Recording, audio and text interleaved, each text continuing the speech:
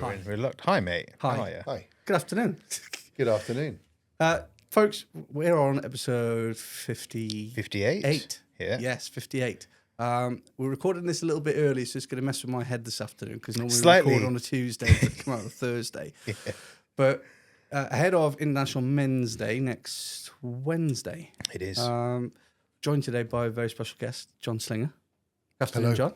How you doing, John? Afternoon. I'm very well. How are you? I'm good, thank you. Yeah, Good. thanks for being here. Always Good to good. see you. So we wanted to get something done ahead of International Men's Day, and with John's rather busy schedule, I think I'm a busy man, but John is the next level. We brought this in early, so we recorded on Friday, so that's really going to mess with my head today. So if we get that wrong at some point, It did on the way here, to be fair. Excuses. We're already not out pretending that it's another day, are we? no, we'll go Yeah, with good, this okay. is It's Friday, definitely Friday, and it'll be okay. out next Thursday. Excellent. Yeah. Good. Keep it simple, because otherwise I'll get confused. It's just going to Great. confuse everything. It's not like New otherwise. Year's Eve, with Hootenanny. We wind the Hootenanny, clocks whatever back. it's No, called. no, we'll just Yep, stick great. to it. Yeah, this is Friday. It's out on Thursday. Yes. Yes. Right. So I've gone special today. I've even brought the notes. You Now, have. Normally we don't prepare with notes. We tend to wing it. But It's a first. yeah, we thought we'd best pull our fingers out a little bit today. I'm and put some always notes. prepared. I know it's absolutely never wing it as a politician. Of course. Well, no, of course not. No. Well, you Yeah, might yeah. learn something from us today about winging I it. may or may not have been being sarcastic Allegedly. or facetious. That's probably the right word. Allegedly, Your Honour. Right. So, John, really appreciate you coming in. You've been a support of us now for some time. I think you and I met at the RJ Festival That's right. 2 years ago, 2 summers ago. Yep. And you very graciously backed us and supported us with numerous things over that time. You've also sent us some notes that you were kind to read out in Parliament. They are signed and framed on my office wall at home. That's Taking good, pride man. of place. But we're going to talk about a few things today, if that's all right with yourself. Of course. And just as a bit of a sort of an icebreaker, would you like to tell us who you are and what you do? Sure. Thanks, Dan and Vish. It's great to be here. I'm John Slinger. I'm the MP for Rugby, Bulkington, and the surrounding villages. And I've been the MP for Rugby since July last year. Okay, Yeah. excellent. Right. So now you know where to send all your questions So and if you complaints to. just to be very clear though, because I've been talking to Dan and Vish about their audience, which apparently is international, and it doesn't surprise me because it's a really good podcast. But only send me letters about things if you live in the rugby constituency, Rugby Bulkington. Not from Madagascar. Exactly. No, oh, Yeah, man. I'm happy to help if you live in my You can't constituency. sort out Canadian issues, no? No, no, all right. I wouldn't. I would. Well, I'll have a go, but I don't think I'll be much good at that. Okay, so if we're going on further then, so a lot of what we do, we talk about coping mechanisms and what we do to de-stress and unwind and how we can deal with the day-to-day stress. When was the last time you took time out and what did you do? I took time out properly. There's a couple of times actually. The last time properly was one day, and it was a Sunday in the last couple of weeks, and I spent it with my family. Yeah. And by my standards, it was a pretty clear day as far as responding to messages. So, so I actually did. I didn't even try to be present. I was present. Yeah. For the day with my family, and that was pretty special. And it doesn't happen anywhere near enough. But the last proper chunk of time was during the last parliamentary recess, when I spent a couple of nights in the Lake District.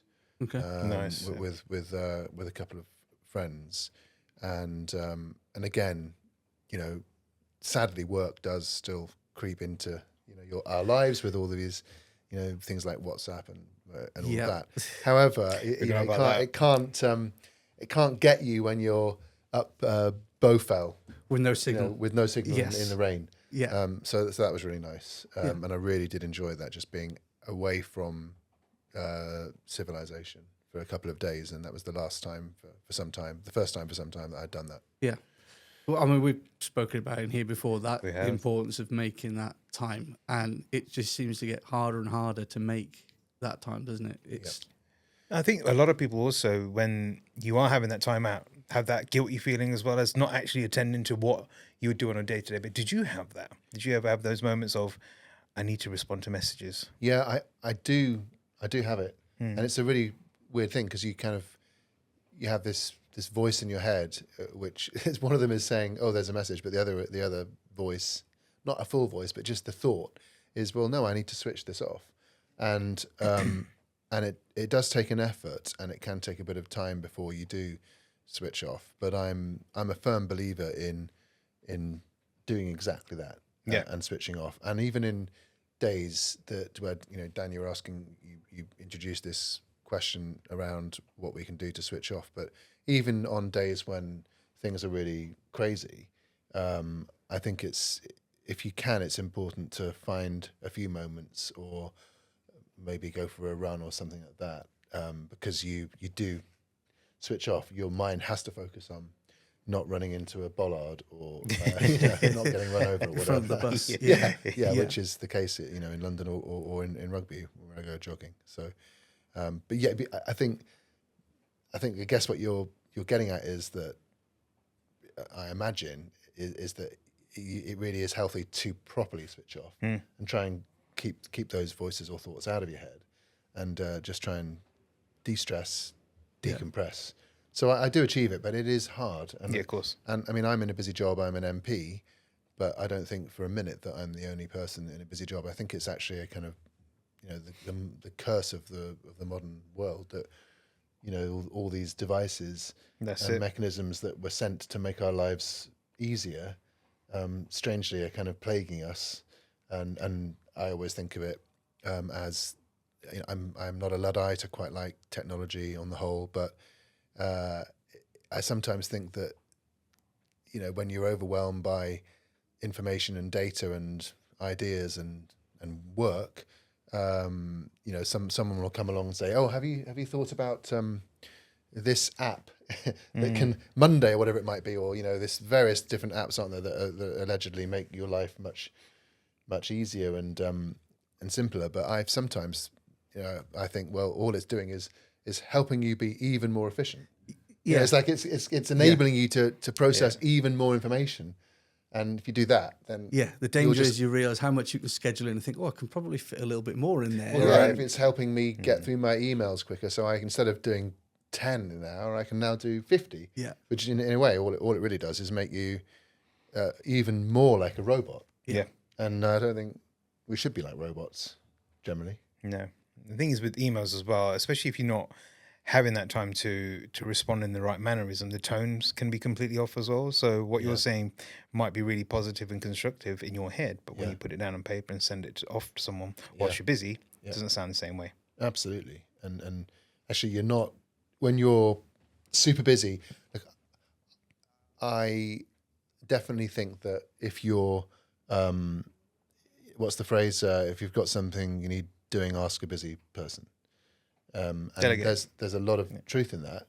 Someone who's busy is actually the right person to ask, because they're, by definition, they're good at stuff. They're kind of good at getting things done. That's why they're busy, and it kind of that's definitely true.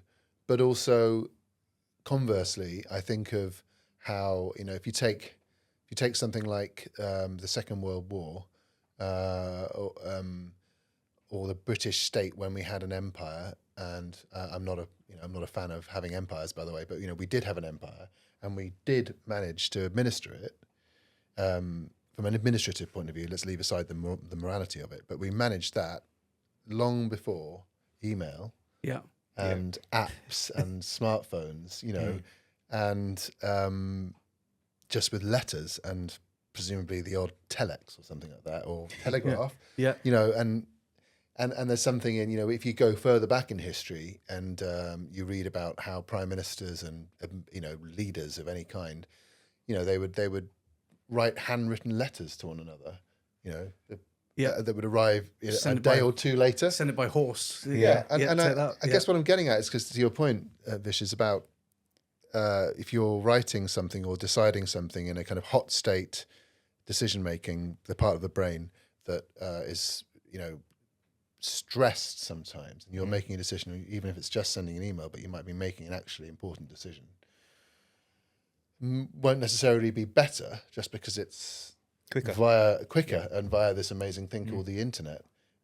Whereas if you, I'm not suggesting this, by the way, just to be clear, but if you wrote a letter to someone and said, here I've spent a couple of hours thinking about this, I've typed it out or written it out, and put it in a letter to you, and it's going to arrive a day or two later in the snail mail, and then you're going to spend a week chatting with your team about it and composing your thoughts and then tapping it out on your typewriter. It's all very inefficient, we would now think, in the modern age. And you send me back a letter that's actually thoughtfully written. Yep. You know, deliberative, thoughtful. You've done a little bit of research. You could say, I would argue, that that's better. Yeah, because the quality is there. The quality is there. Whereas now we're like, balanced reply. Yeah. Quick, we've got to get this back to this person, because you see an email coming in and you feel, the modern age compels us to feel like, oh, they've emailed me, so I must reply. I feel exactly the same. Utterly bizarre. And for the last however many hundreds or thousands of years of human history, we did not have this weird obligation of instantly having to reply to absolutely everyone across about 5 or 6 different channels. Yeah. I mean, the amount of times I've probably worn out my delete key on my keyboard, because you send you type an email. No, I need to rewrite that before I send it. Filter on first before you press the fire button. Well, that's a great one, isn't it? If you ever write an email or a message, and you are feeling angry or stressed or whatever, it's an amazing technique, isn't it? To just to think, take a minute. Yeah. Just think, do I really want to write that, and then edit it? Yeah. And there's I think you can definitely set up on email, can't you, to delay send? Yes. So you fire the email off, and then think, oh, actually, I've got time to retract it before it lands. Anyway. Maybe I'll just count to 10. Yeah. So I have this thing where my company policy is respond within 5 minutes. Yep. Of any email that comes in. Yep. So that doesn't mean I'm gonna answer your query. Yep. But it's to acknowledge. Yep. That's it. Yep. Yeah. No more than that. Just unless hold I can. an email. There's your reply. I'll come to you when. And then I just whack it in another inbox to say, okay, I'm going to get to that Yeah. once I've responded to all these. I think that's fair enough. And I think it allows you to be. See, there's efficiency in different kind of levels, isn't there? You've got efficient to respond quickly, but then there's the efficiency of the work and the quality of the work. Yeah. So I'd rather wait, maybe not write a letter, but wait and just make sure the quality's right and the tone's right, because people take things the wrong way. They do. So easy to misread. In email or text. Yeah. I'm quite sensitive about, to your point, Dan, about thinking before you hit send. I'm quite sensitive about this because we've all been there, haven't we? Where we've either been on the receiving end of a text or an email or WhatsApp that we've thought, what the hell? Yeah. Why are they being so rude? Yeah. And then you could, when you really think about it, you could read it in a different way, and actually they were just not expressing themselves very well, or they didn't mean that. They meant something entirely different. Yeah. And it's quite interesting, isn't it? How Well, I think it can come down as well. You're in a rush on. You're sending a text message. If you miss out a comma or a full stop, how it changes the entire tone of that message. yeah. And if you've done that and you've gone, and they've sent it, and you're like, and then you're waiting for the retaliation, you kind of like, Well, we've all been there, haven't we? I'm sure of with the time when you accidentally send the message to the person that you're writing about. yes, yeah. I mean, obviously, I've never done that. But what's the other one? That, at the beginning of email, there were the things like like reply all, weren't there? Where you accidentally, Yes, you send it to the entire office, or you share a sensitive document. Yeah, and it all goes out to the wrong person. Yeah, yeah. So Retract. No. pitfalls of Unsend quickly. and you just hope and pray that they're using an Outlook system like you, so it will actually retract it. Yes. Or whatever. Yeah. Because nowadays you can't recall. You hit record and it doesn't recall. No, because the recall failed. Yeah. They've read it. Like you say, unless it's going to another Outlook account, that's it. It's game over. It's gone. It's gone. It's gone. You just can't do I'll nothing just about start putting the stuff in my box and I'll move out straight away.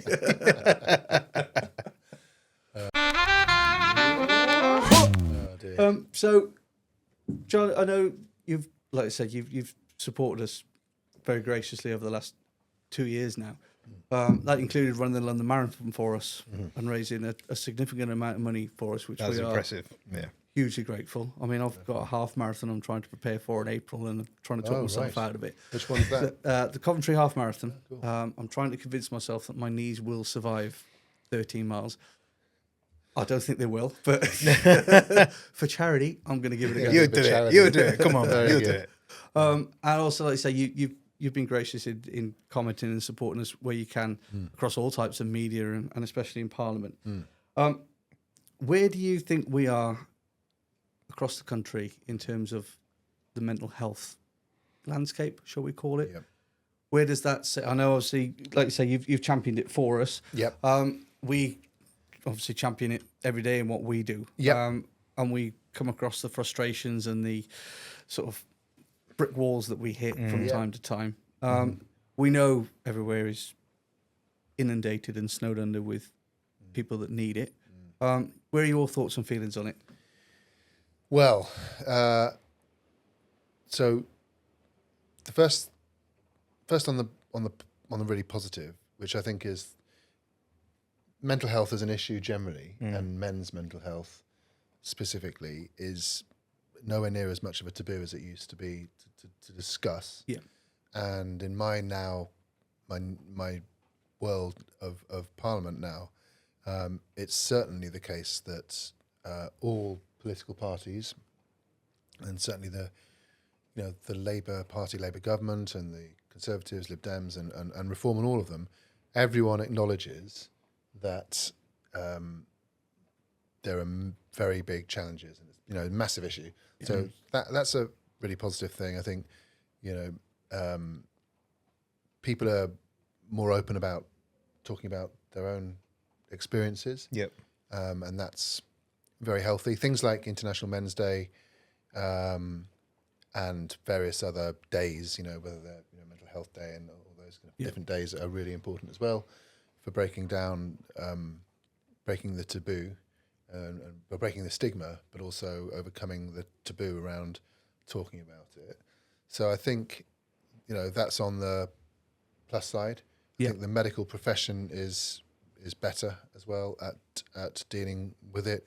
I think knowledge among the general population, thanks to the work of charities like yours and the bigger charities like Mind and all the other ones, Movember, that they're doing great work in educating people. I'm sure that the national curriculum, which is just the review was just published, there'll be more about that. So that's all positive. Yeah. And that's leading to some really positive developments. So you've got governments of all particular different parties and different political colours have all tried in their own way to improve mental health care and provision. And I'm a Labour politician. It's a Labour government, and I'm proud of what we're doing when it comes to health. And I know from having listened to Wes Streeting in the House of Commons chamber and other ministers and the Prime Minister as well, that whenever mental health issues are raised, there's genuine concern. Yeah. And there's genuine empathy, and it's not being swept under the carpet. And MPs as well, and other prominent people within society have spoken openly about mental health problems, which is really, really important when overcoming that stigma that I think men have. So those are really massive things to, and for example, last year on International Men's Day, there was a debate in the House of Commons, and I think it was when I mentioned you guys, but the specific debate was a think about masculinity, and I think I spoke a little bit about my understanding around toxic masculinity. Yeah. Well, it's not a great phrase really, but about the problems that can arise from some versions of masculinity, and whether that's misogyny, violence, aggression, and indeed an inability to express oneself as a man. I mean, it sort of sometimes seems to be hardwired into some people for various reasons, which is really, really sad and dangerous, of course. So they're really positive that we're discussing all of these things. But on the negative side, I think I started with the positive, didn't I? Which is good. It's good. but we have to talk about the negatives as well in order to overcome them. Yeah, and of course. they include things like we've already talked about the kind of the pressures that modern life puts on us, whether it's in the workplace, whether it's stress about the global geopolitical situation with wars and climate change problems, but particularly wars and economic uncertainty, when it's financial pressures on people around cost of living, and you've got the kind of the effect of technology on mental health. Yeah. Particularly for teenagers around, their self-image. With I'm sure it's the same for men, as it is for women and girls, where it's probably a little worse. I don't know, but the fact that our culture is becoming so visual that we're seeing all these idealized images of what it is to be a man, and that puts stress on. So that the fact that algorithms are feeding people with echo chambers type, creating and curating echo chambers where negative things can kick around, and false images about relationships and sex and all of that. So there are loads of threats out there as well, and I would then kind of go back to the medical side of things, which where I think that while with pressure from above, as it were, from the ministers and the government and ambition to, we are spending more on mental health. We're going to open up special units within A&Es, specifically for mental health. We're going to, I think there's like 85. Got the little note here: mental health emergency departments for crisis care. 8,500 additional mental health staff hopefully will be recruited by the end of the Parliament. And one of the things that I think is really good is the idea of mental health hubs in secondary schools that primary schools can access as well. Yeah. Youth hubs we're going to be doing more of, neighbourhood health centres. So there's some really good stuff. But back on the positive there, but I'm going to go slightly to the negative, which is I still think that it's such an obvious point that I'm sure we've all thought of.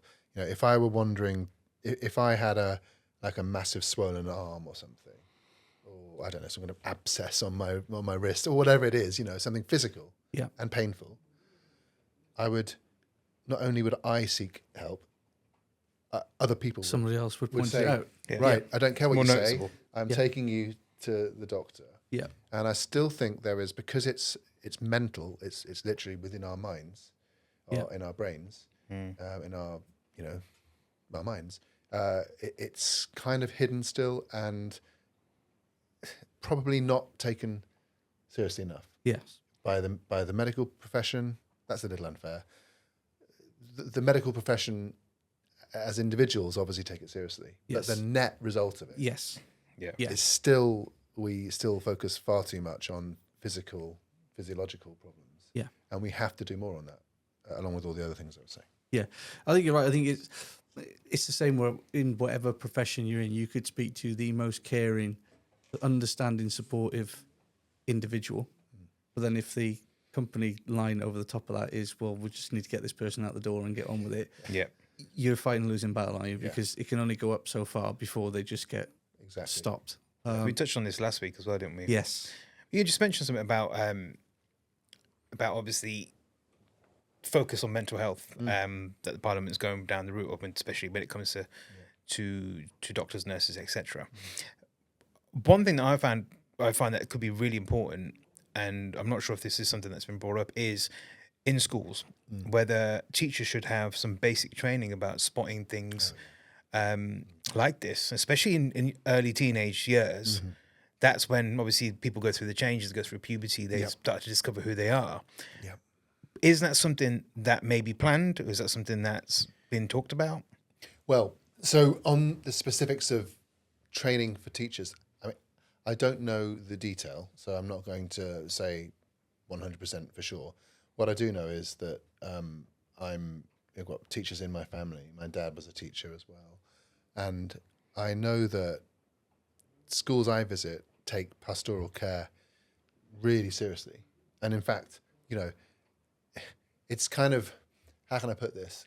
Teachers don't become teachers unless they care about children. Absolutely. Yeah. And young people. And so it's kind of in their DNA. And so they want to help. And I think, you know, whether it's, for example, special educational needs, or indeed mental health, I think you've hit on something really important, which is there is a need for specialist teaching. So, you know, if I kind of zoom out a bit, I think there should be more citizenship education within the national curriculum, and I push for that in Parliament. Yep. But it's not good enough just to say, oh, teachers ought to do more about teaching kids about how, you know, what councillors do versus what MPs do and how voting works and how you can influence things and whatever, because that's a specialist thing to do. And I think that while teachers should and do, I'm sure, get training on the basics of how to help people with mental health issues and spot things early, because, you know, I think, you know, spotting stuff early and encouraging children to seek help and to talk and everything else, that's brilliant. But I do think specialist training is needed. Yep. And probably specialist people, because teachers have got a lot on their plates already Yeah. just to teach the curriculum. Yeah. Agreed. Yeah. And I think, you know, it's not a criticism of you for mentioning that. It's just, you know, they will automatically try and help children, but I do think they need, which is why I think the investment in, you know, kind of mental health hubs, and having mental health trained people in every school is a really important measure. Yeah. You know, I don't know whether, you know, when that will actually be completely rolled out, but it's important that there are people with training, because, you know, we've already touched on how these are difficult issues for a lot of people, and I think there's definitely space for just having, you know, I for sure feel that just talking about the way you're feeling with the right person, with the appropriate person, adult or friend or whatever, is great, but there definitely is another level which needs training. Sure. So I think, yeah, spot on. We need to invest in that. Yeah. Because if we can nip things in the bud when people are even in primary school, frankly, So be it. so be it. All the better, rather than waiting for a crisis and then saying, "Oh, well, hang on a minute, you know, the teenage mental health provision isn't good enough, and we can't. There's a long waiting list." Well, that's too late then, isn't it? Really. Yeah. We could have nipped it in the bud. Yeah, I mean, we touched on it a little bit on the last episode. It comes back to the sort of, it takes a village to raise a child sort of ethos, doesn't it? Yeah. And the more people that we can get aware and trained, at least in some basic understanding and knowledge, Yep. then the more chance you've got of nipping that in the bud before it gets to a point where, like you say, it's too far gone or it's Yep. too far down the line. Sorry, we haven't got the resources to deal with that now. Yeah, absolutely. We spoke about it in the workplace. You know, if you've got people with a general understanding of mental health, signs, what to look out for, just that the ability to have a conversation over a cup of tea, Yeah. just to talk about things, the more widespread that is, the Yeah. more people have an understanding of it, and that's a population thing, not just a specific department. Well, can I just jump in on that? Of course you can. Because very definitely. So, for example, in Parliament, they've got mental health first aiders. Yeah. So you'll see posters up around the place that will say that, and I really like it when I go into an organisation and I see that, because as we've already discussed, you would expect an organisation to have first aid trained people for when someone burns their hand on a kettle, you know, that was leaking or something, you know. So it's just as important, frankly, Of course it is. Yeah. Yeah. to have a mental health first aider, and that will undoubtedly be someone who's quite empathetic and a good listener. But that extra level of a bit of training, I think, is great. Just like with normal first aid, isn't it? You want to give a little bit of training so that they don't, you know, do the wrong thing. No open heart surgery in the middle of the shop roof floor. Yeah, but yes, something along those lines. Yeah, Yeah. it's something like that. Yeah. Something we spoke about last week actually was about having access to help, basically. Will mentioned obviously that trying to locate a place on how, whether it be a work intranet or whether it be on the web or anything relating to that workplace, can sometimes be difficult because it's never on the first page. So you have to do all these searches just to try and navigate around the entire intranet, should I say, to get to the destination. Do you think there'll ever be I know there's IAP, there's all those other kind of services. Do you think the government ever will provide a service which is easy for any workplace, just say, right, okay, click, and it's got to be part of their workplace, that they can access this kind of stuff? Well, I like to think so. That's a really great idea, to be honest. I want commission. Just saying. Well, I can't. I'm not sure I can promise. Vish's manifesto. This is recorded. It is. Yeah. That's why I'm going to use choose my words carefully. It's just the budget's coming up, and Rachel Reeves wouldn't want me to pledge any spending. But no, you're absolutely spot on. I think that's a really good idea, and the NHS app. So one of the things in the 10-year plan for health that Wes Streeting published was there were these 3 pillars. One of them is from the hospital to the community, not to say no more hospitals, but just let's change the focus away from hospital into let's treat people within the community. It's easy for them, it's more convenient, it's better for the health. The other one was from treatment to prevention, which I think applies to mental health as well. You obviously got to treat people if they've got a severe problem, but way better to prevent it in the first place through the activities that might help that and all of that. And then the third one is from analog to digital. And one of them that, is one of the aspects of that, which I think is really powerful, where as I understand it, that there will be some mental health stuff is the NHS app. And in fact, kind of revamping that NHS app so that it provides far more by way of information and services. And I need to delve into that a bit more, and I will do so after this podcast. But I think that's one element of it. I know you're talking about something for workplaces, but why not? I think that's a great idea. If you could have a portal and that's a really good idea. I love it. I mean, you could have a portal. So, that I guess you wouldn't be able to force the companies to do it, but you would encourage them. And why wouldn't they? I'm sure they would just do it if there was a page they can have on, on the intranet, and that could have a really big effect. Because I'm all for, I'm a Labour politician. By definition, I think that there's an important role for government, national and local. I believe in the state, actually. I don't think it's perfect or in any way, shape or form. It needs to be limited and controlled and monitored and scrutinised, but I do think you can improve things using democratically elected governmental action. So I think there are various things that can be done to improve access to mental health support.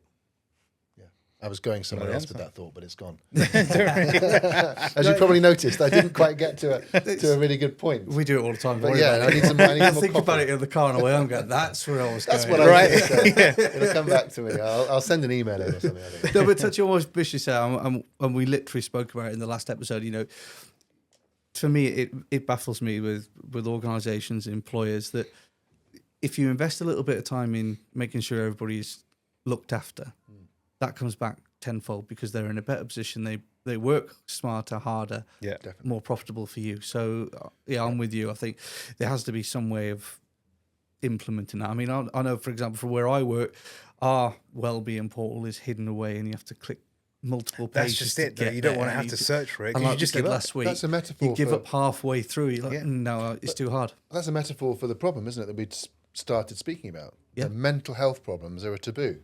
Yep. They're hidden away. Yep. And that's the whole thing. And, you guys are doing a lot to overcome that. Yep. Yeah. We all need to do more.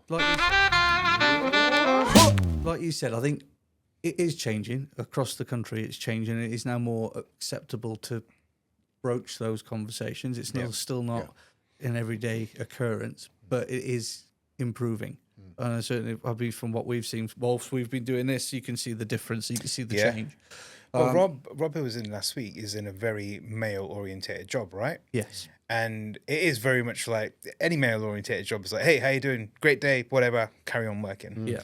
But they don't have that moment to stop and think, actually, I might need to talk to someone on a different kind of level. Yeah. Do I have access to that? Yep.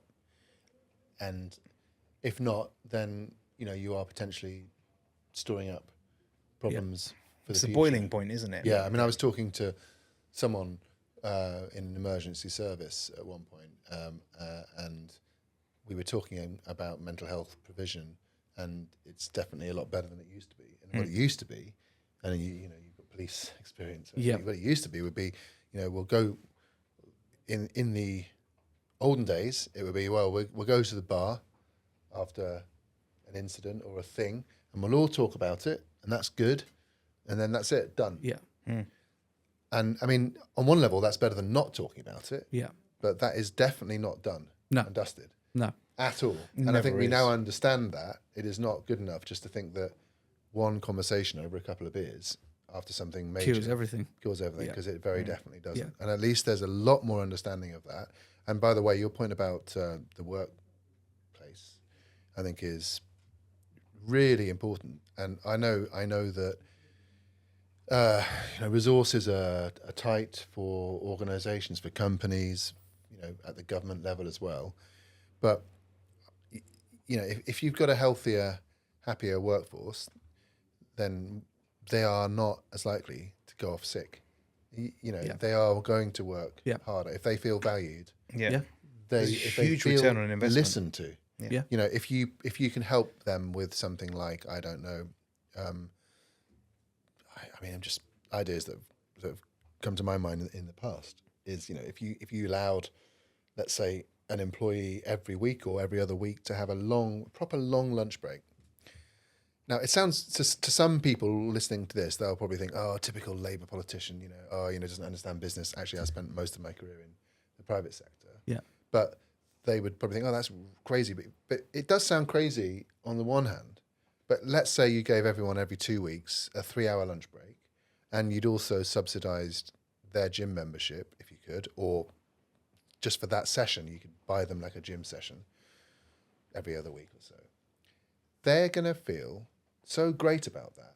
They're going to switch off from work. They're going to relax. They'll get better physically. Yeah. They'll be fitter people, less likely to get ill, Yeah. and therefore go off and lose 2 days or 3 or a week. Yeah. They'll have better mental health. They'll be happier. So they'll work harder when they get back, and they'll look at the company or the organisation more favourably. Yeah. And they're more likely to stay. So you don't lose your 20% trying to recruit someone. When you lose them, Yeah, you've got to yeah, recruit yeah. someone You're else, right. and you're literally giving 15 to 20% to a recruiter. Yeah. Thanks a lot. You could have spent that on their gym Looking after membership, or you could have spent existing stuff, 5% yeah. or 1%. Yeah. But I understand it. People are understandably, when money's tight, reluctant to do it. But it's actually a long-term investment. Yep. I always think it's like with the NHS, it's the right thing to do morally, because if someone's on the street having a heart attack or bleeding, you want to help them. It's just the right thing to do. Yeah. Obviously. Yep. But then there is the cold hard money, numbers, economic reality point as well, which is, sometimes I think, well, if you think of like all the waiting lists in the NHS, it's terrible for people on the waiting list. It's terrible for the economy. Yeah. It's terrible for Yeah. businesses. Yeah, because they're all still waiting They're for all, them to return back. loads and- of them are going, That's they're not only they're waiting and they're annoyed about that, they're probably more risk of mental health problems. Yep. Waiting on the waiting list. Yeah, yeah. Or 100%. off sick because they can't go to work because their leg isn't working properly or something. Yeah. So it's like it's a very, very much an intelligent self-interest thing, as well as just the obvious Yeah. moral thing to do. I think you I feel agree. valued as well, don't you? It's You feel valued, humanising, you're going to isn't want to work Yeah. harder, Totally. especially for the company that You humanise who, Yeah. who your employees are. And the Yeah. same as we look at humanising the mental health thing, Yeah. to have your flaws, to have your problems is human. Yeah. And it's a part of everyday life. Why should we try and hide that away? We don't hide other things away. So why should we hide that away? I couldn't agree with you more. And I think even in my lifetime, what am I now, 50? And I've seen probably like you, I've seen an improvement. Like we said at the beginning, it's improving, but it's nowhere near there yet. Yeah. I've seen an improvement because, even 20 years ago, mental health, in inverted commas, that was a bit of a kind of thing, wasn't it? Oh, Yeah. gosh, they've got a mental health problem. Yeah, they're just a bunch of crazies down the road. That's right, yeah. You know, what's that all about? Yeah. Oh my God, he or she they're a bit weird. They've got a mental health problem. Yeah. And it was still, that was the vibe, wasn't it? Absolutely. You know, they've got this terrible thing called depression. Ye- You know, whereas now I think we're more, or you know, or even things like, I know it's not a mental health problem, but even things like dyslexia. You know, do you remember when people would? I actually had the privilege of listening to Richard Branson talking at an event. He's dyslexic. He's dyslexic, Yeah. but and Jamie Oliver as well. Yeah. And he makes the point that when he was growing up, it was an absolute taboo. Yeah. It was like, not number one, they probably wouldn't even diagnose it, so they'd just say you were thick, Yeah. or a troublemaker, Yeah. and that would ruin that child's life and their prospects.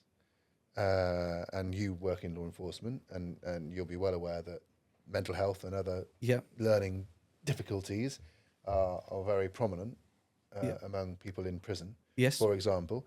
But it was very much a kind of, you know, seen as like this terrible thing. Yeah. Put them all in a separate classroom away from everybody else. Whereas if you actually provide support and, Yeah. and openly acknowledge that these are just challenges or sometimes superpowers, if handled Absolutely. properly, often. Yeah. You know, if handled properly with support, you can get through things. And I think that's another message that people with mental health problems, which we all have, by the way, in my humble opinion, I'm not a doctor, but we 100%. all have them Yeah. Of course at we some do. point. Do you remember that in the past, though, it used to be, 1/3 of people have mental health problems at some point in their life. I think that's nonsense. I think 100% of people, Yeah. and that's maybe what we should be saying. We Yeah. should be normalizing it Absolutely. and And saying it's part of life. we say it all the time, you know, we talk about mental health and it's all the stigmas and it's all the sort of, you have to have a label, but it's not, because every day is a mental challenge in terms of everyday stress that you deal with. And that could be something as simple as paying the bills or worrying about the next income. Yeah. But it's still a stress, which ultimately is a mental health condition. Yep. So, yeah, no matter how small your problem is, Yeah. that can easily manifest into something so much bigger very course can. quickly. Very definitely. Very definitely. I mean, you've touched on it, John. We're all men of a certain age. I'm looking at you, Vish. Why me? What, 21? Because you're hiding yourself under your cap. Can't be a day older than 25. 43. Look 43. amazing. Light paper round. We've all gone through the man up stage and the just get on with it, which is what, I mean, I hate that terminology. I hate It it. really grips me Stiff whenever I upper say lip. it. Yeah, just Yeah. get on with it. Yeah. Yeah. We're now coming past that. I firmly believe we're coming past that man up, and it is becoming more, like we said, more acceptable to open up as men. So I'd like to, if you're happy to, is there a time when you've struggled with stuff that Yeah. you would be open to talking about? Yeah, absolutely. I'm more than willing to, you know, I don't want to go into too much detail, but I've certainly, I've had phases in my life where I've had mental health problems, you know, not severe, thankfully, but they would be defined as mental health, you know, problems. But then again, I think if we reframe it in the way that we've just described, these are quite common. There have been times when I felt, you know, anxious and stressed, and I've sought help for that, and you know, got better. Yeah. And it never, in my case, it never got too bad, and it didn't last very long. Yeah. But I did seek help, and you know, it's a really interesting one, because you know, I was umming and ahhing before I came on this podcast. You know, will I actually say publicly as a politician what I just said to you, although I didn't go into detail, but I think people we respect one another if we're honest about things, and I think certainly as politicians, you know, within reason, it's important to be honest about, you know, everything, but personal things, you know, you have to be a bit cautious about. Yeah. But I think it's important that I don't come on a podcast like this and then say to, you know, looking at the camera and talking to you guys and saying, yeah, it's absolutely brilliant. It's so important that we break the stigma, and it's really important that we encourage men to talk about, mental health issues and problems they've had, and then all the while not actually being in any way open about myself, portraying myself as someone who's glided through life without occasional problems, and they were occasional. So I'm just being open about it, and I would encourage others to do similarly. In the right circumstances, because help is out there. It may be sadly often hard to find the right kind of help, but it is out there. GPs are obviously a very important first port of call for people, and they should. I often say to people, don't it's completely normal to feel anxious, stressed from time to time, as we've just discussed. There are stresses in every single day, but when it gets too much, for too much of the time, you just must seek help. As we were saying earlier, you would not tolerate a headache or a hand that stopped working for more than a couple of hours. And yet you hear all the time about people with mental health problems who will, in inverted commas, tolerate it for months, years. Their entire life. You sometimes hear people, don't you, who will say, I was chatting to my granddad, at the age of 80, and he told me, he actually had terrible blues, is what they used to call them, just terrible dark periods. And you're thinking, that's really sad, because that person presumably was going through a very difficult mental health episode, and could have had a much happier life. And that's what it's all about ultimately, is leading a fulfilled and happy life. And like you say, it's the age-old stigma, isn't it? You just get on with it. Well, I'm okay. I'm still upright. I'm still functioning. I'm okay. I'll carry on. But, well, not want to bother anyone. I mean, you don't need to know about it. You don't need to know about it. I mean, this thing about just carrying on and stiff upper lip, it's an interesting one, because the thing that I feel very strongly is that speaking about your feelings as a man or a woman, at any age, is not a weakness. So I actually think we need to reframe the whole way that we think about some of this stuff. Because I think one of the problems with masculinity is, if you look at the kind of toxic, versions of it, I know that's all contestable and everything, but in my view, there's a sort of toxic part of it which says that, masculinity,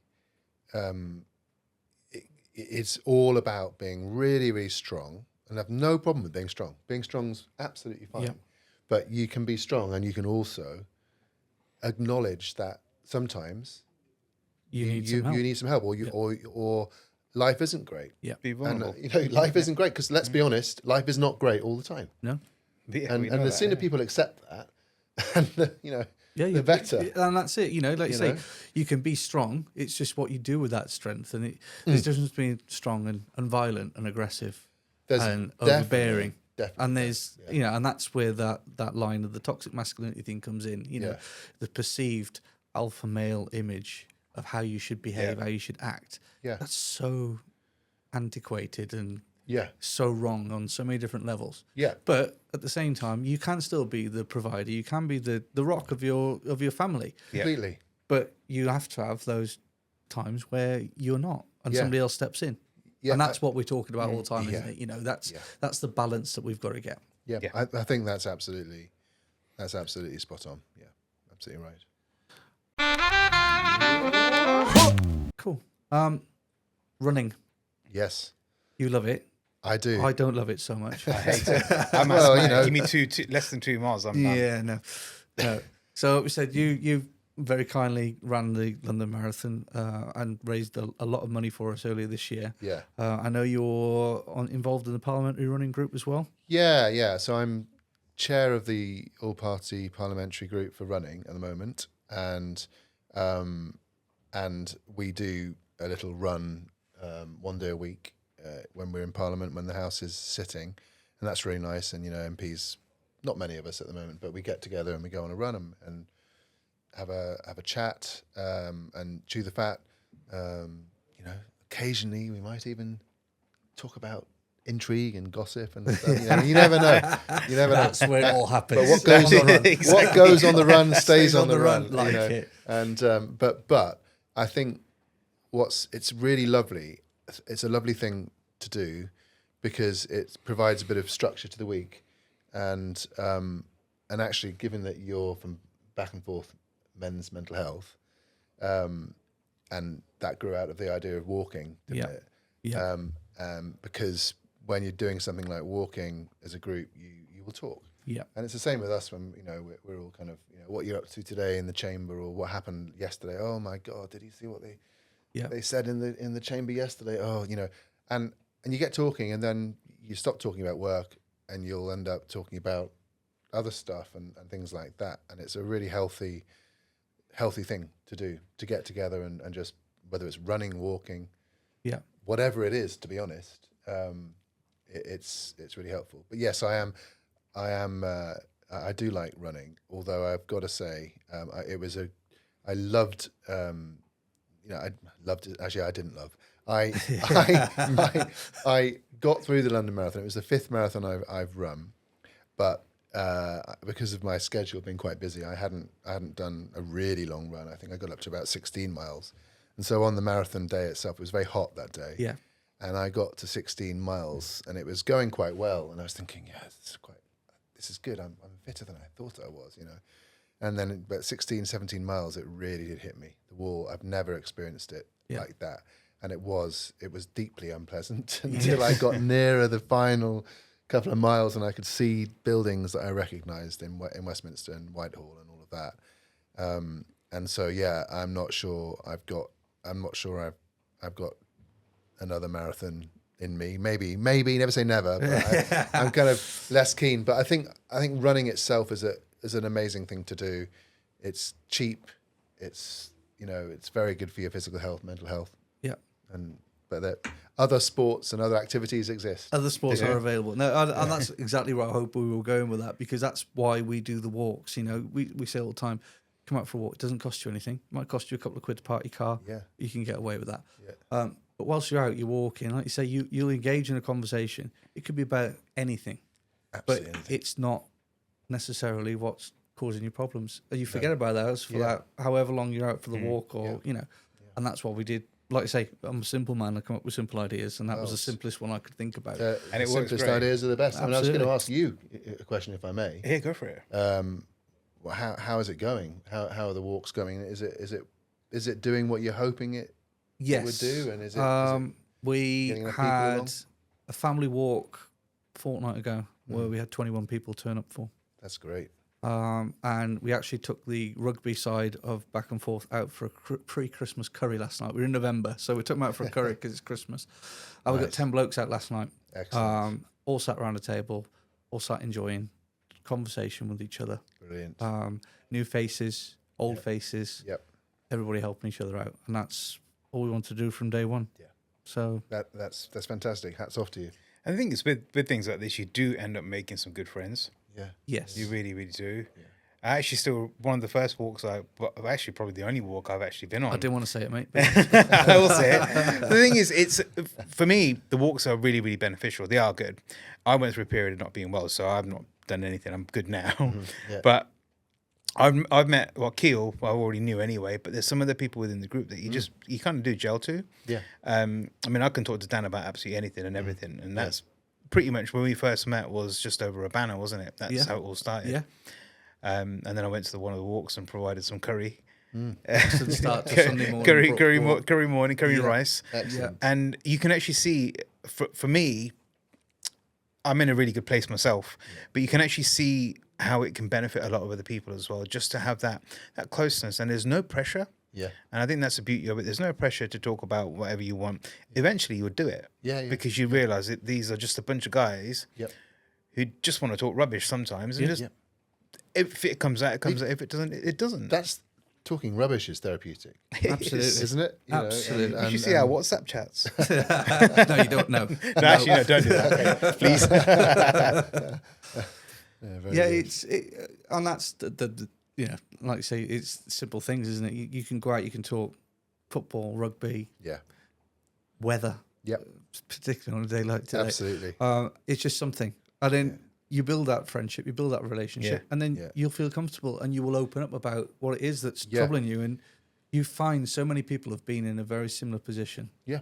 Absolutely. And whilst you're in that goldfish bowl, it's only happening to me. Yeah. Well, very definitely. I think it's important to remember that, you know, when you're going through a difficult patch in life, and we all go through them as we've already kind of agreed, it can feel quite lonely. And it's important to remember that, you know, well, one, you're not alone because there are people around you. Everyone has someone they could talk to. And if they don't have someone immediately, they should seek help and use the various phone lines and all of that, because there's always help at some point. But so there's that kind of level to not being alone. But also it is just true that everyone has difficult times, and it's important. It's important to remember that, I think. But yeah, I find I've felt for a long time that one of the most important things that you can tell a young person is, you know, however you do it, but don't bottle up your problems. Yeah. You know, that doesn't mean you have to be a kind of an emotional sort of, you know, I can't think of the right word now, but you don't have to tell everyone everything all the time. Yeah. But I think there was, so I'm, just for the record, I obviously am not a doctor or a psychologist or anything like that, but just kind Disclaimer. of armchair psychology is, if you bottle something up, it festers, and, you know, you can hide it with, and people do, don't they? Whether it's alcohol, drugs, various other destructive things. But ultimately, it will come out. Of course it will. And it will come out in a very often very bad way that just is harmful to you as an individual, or all the people around you. Oh, and, gotcha. and you know, it's just yeah, that seems to be one of the key things where people go wrong. And, you know, we all do it. We hide stuff and bottle things up, and it's just not worth it. It's a risky thing to do. Yeah, absolutely. And touching on that sort of, and not having people around, we've had some good news this week from Rugby Council themselves. Oh, right. We have managed to design and develop a plaque that's going to be going onto benches in parks and spaces around Rugby. Oh, great. With our logo on, but also a QR code on. So the QR code. Yeah. Yeah. So people can scan that. It takes you to our website, which has a list of all support agencies available. That's brilliant. So Instant rather access. than the stigma of having to verbalise to somebody that you want some help, you can sit on a park bench, scan a code, do it in the complete safety and comfort of your own mobile device that we all carry with us, as we said earlier. Yeah. That's without great. having to battle through a phone conversation of, I think I might need to speak to somebody. Yeah. So, No, that's brilliant. What a great thing. Well done. that's well that's done coming on that. soon. Yeah. That's coming soon. That's phenomenal. But I have, one of the things I've been looking at since I've been an MP is the concept of loneliness. And we pulled together a kind of pack of all of the organizations that we felt were doing things in the space of helping people overcome loneliness. Yeah. You know, and there's loads, of course. We have an amazing community in Rugby, and everywhere does, but I'm particularly proud of Rugby. There's so much going on, whether it's, you know, the creative arts, the sports stuff, you know, the charities like yourselves, all of the support networks, the authorities, you know, around the council, and, you know, the charities that provide specific mental health support and all of that. And loneliness things, activities, clubs, you name it, there's stuff there, isn't there? Yeah, and it's absolutely amazing. But I do think that it's actually, to your point about the QR code on the plaques, you know, we can probably never do too much about, you know, making this information accessible to people. who may not come across it. So in our own little way, we tried to pull together a pack and put it out on social media. We're going to do more, I hope, this year. And I'm pretty certain that we had you in there among the kind of charities that are doing activities and so on. But I think, you know, I admire you for what you've done around that, because it's just, how can we reach out? You know, how can we get that information to that vulnerable, lonely, distressed Yep. person, or it's just someone bottling up something that they really need to talk about? And, you know, we'll probably never succeed with everyone. No. But the more people can do, and whether that's employers, like you were saying, Vish, about, you know, having a decent bit on the website, on the intranet or whatever, that's an example of it. The plaque's an example of it. You know, anything that I can do, organisations can do, they should just do it, really, shouldn't they? Yeah. Simple as that. Just it's do not it. that, Yeah. you know, it doesn't need a kind of instruction from above. It's just, No. you know, this stuff is important. It's, you know, really important for society. Let's just get it done. You know, Yeah. let's get it Yeah. done. Yeah. And that's as simple as that. I think It is. I think that rounds us up quite nicely. I think it does. I've enjoyed that I've really conversation. enjoyed that Yeah. too. Yeah. It's not as erratic as Storm normal. Ursula that's blowing around behind my head outside out here today. Yeah. Well, you know, talking about, you know, earlier on we were talking about just now about you go on the walks and you talk about stuff. Well, you know, when we said hello down there, what do? We joked about the weather. But absolutely. First thing. It's- yeah. We're British. Yeah. That's what we do. Yeah, absolutely. It's just it's another It's part of the another daily part of the- conversation, isn't it? And today What's is it doing today? certainly a day to talk about the weather. My word. Yeah. Anyway, I've really John, I enjoyed it. appreciate you coming in. Yeah. Really, Yeah, I thank you really so do. much. Thanks a And lot. as It's always, been- thank you for the support that you've shown us. No and problem. Anything I can do to help, I will. And I'd love to come on one of the walks at some point. So I'll see you there. It'd be great to have you there. Great. Perfect. Thanks so again. much. And on that note, Vish, I'll see you Next. Thursday. Yes, you will.